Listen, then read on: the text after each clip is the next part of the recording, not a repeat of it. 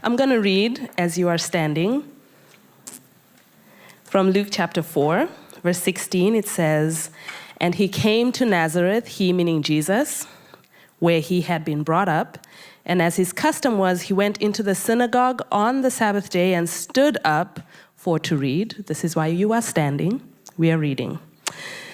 "There was delivered unto him the book of the prophet Isaiah. And when he had opened the book, he found the place where it was written, 'The Spirit of the Lord is upon me, because he hath anointed me to preach the gospel to the poor. He hath sent me to heal the brokenhearted, to preach deliverance to the captives, and recovering of sight to the blind, to set at liberty them that are bruised, to preach the acceptable year of the Lord.' And he closed the book, and he gave it again to the minister and sat down." You may be seated.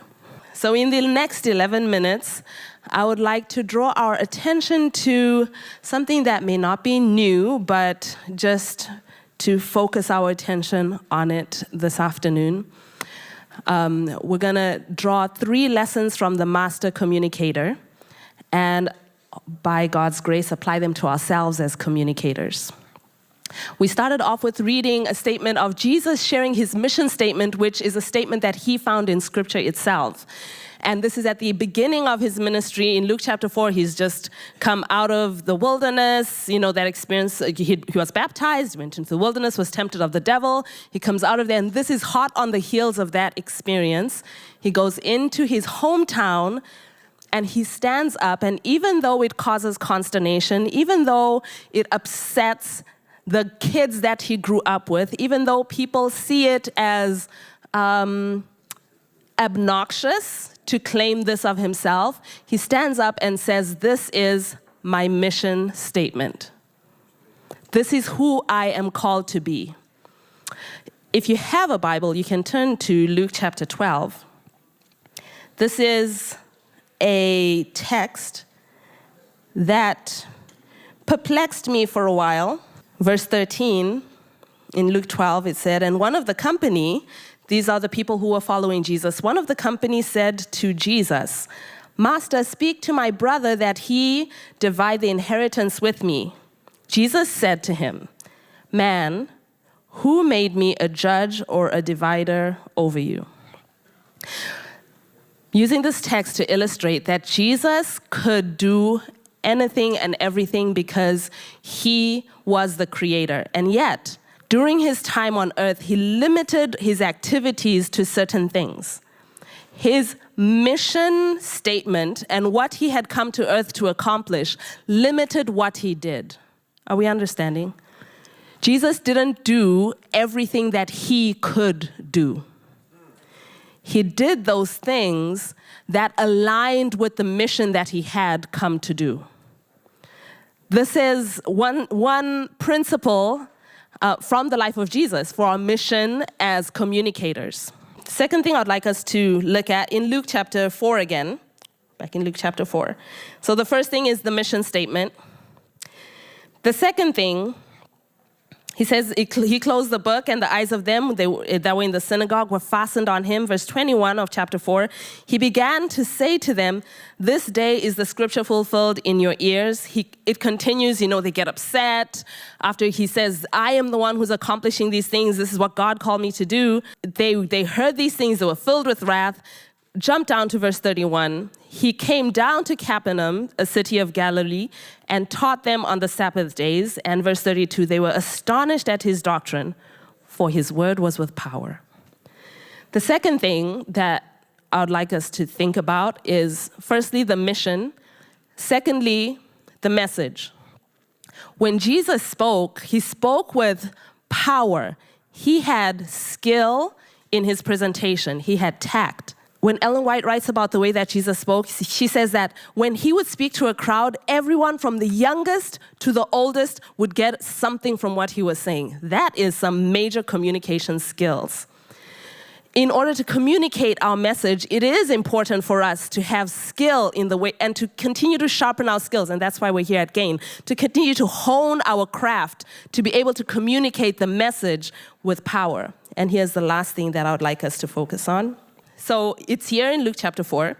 They said, "Isn't this Joseph's son? And when they looked, they rose up in verse 29, rose up and thrust him out of the synagogue, led him to the brow of the hill whereon their city was built, that they might cast him down headlong.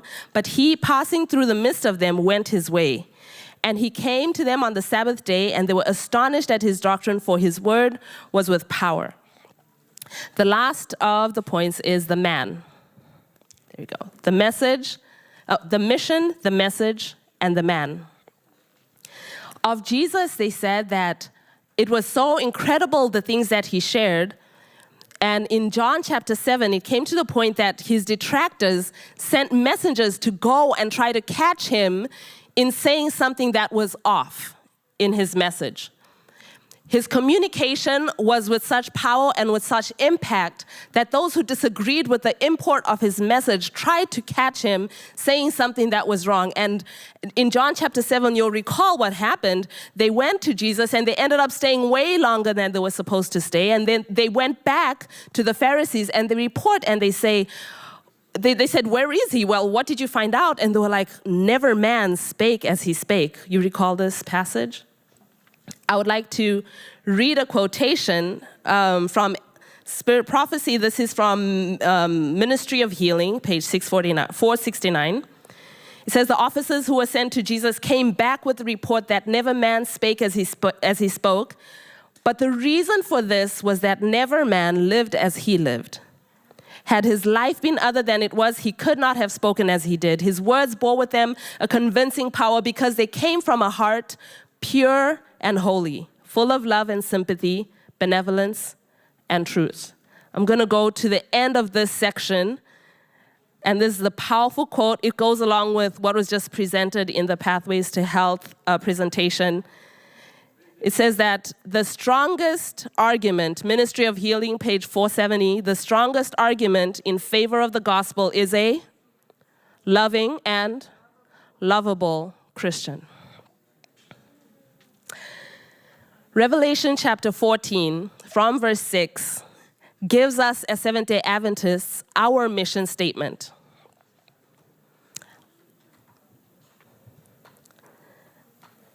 And I saw another angel, it says, flying in the midst of heaven, having the everlasting gospel to preach to them who dwell on the earth, to every nation, kindred, tongue, and people. This is our mission statement. This is the mission statement for every Adventist communicator. If any Adventist were to decline this as a mission statement, Seventh-day Adventist communicators ought to accept it, and I'll show you why. In verse 7, it starts with saying. Saying. The three angels that those messages that we espouse as our mission statement as the Adventist Church, those angels are communicating something. Each and every one of them comes out saying, saying, saying. So if anything, this is our mission statement as communicators. This is what we ought to be saying. Firstly, in the mission statement, it gives us the parameters, the audience that we're speaking to every nation, kindred, tongue, and people.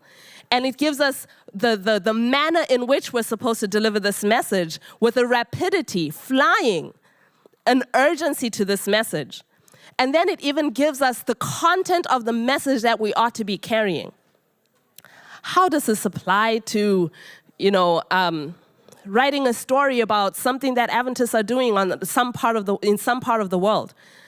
I would like to propose to you that this then forms a framework that we use as Adventist communicators to determine what we are communicating, how we are communicating it, why we are communicating it. What I'm saying is that there are many things that we can do as communicators. There are many messages that we could communicate. But having a view of our mission statement that is given to us in Scripture delineates the boundaries for us in terms of what story am I going to tell and why am I telling it? How am I going to tell it?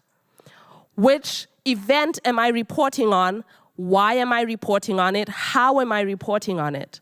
Which technology am I going to employ? How am I going to use it? Why am I using it? This mission statement that we have actually gives us parameters that allow us to be able to ascertain and delineate how we should be communicating as Seventh-day Adventist communicators.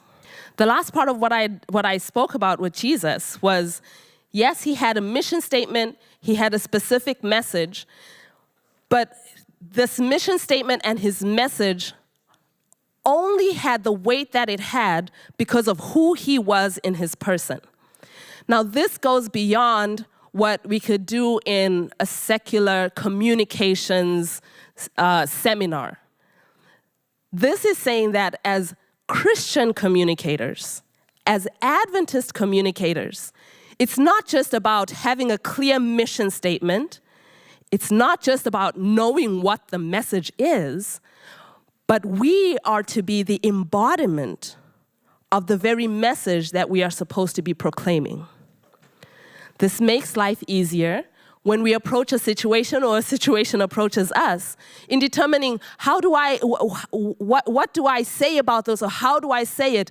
If I embrace and embody the message that I claim, that I purport to be trying to communicate, if the Sabbath is not just a thing that I talk about, but it is a principle that I embrace in my very life, then I communicate rest in all of my writing, in all of my speaking.